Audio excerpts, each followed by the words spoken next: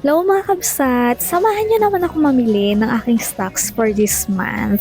By the way, once a month lang talaga akong namimili. And this time, sabi ko, bakit hindi ko kayo isama sa aking pamimili? Kasi sa natatandaan ko, wala pa akong vlog na nag-grocery ako. Pero every month talaga ako nag-grocery.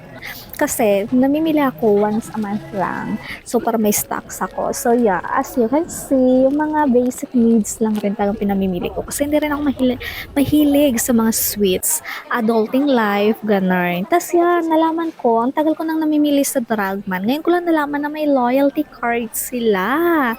Like ilang years na ako namimili sa kanila. So yun, namalengke na rin ako ng tuna kasi katabi lang rin ng Dragman. So that's all for today. Thank you for watching. Bye!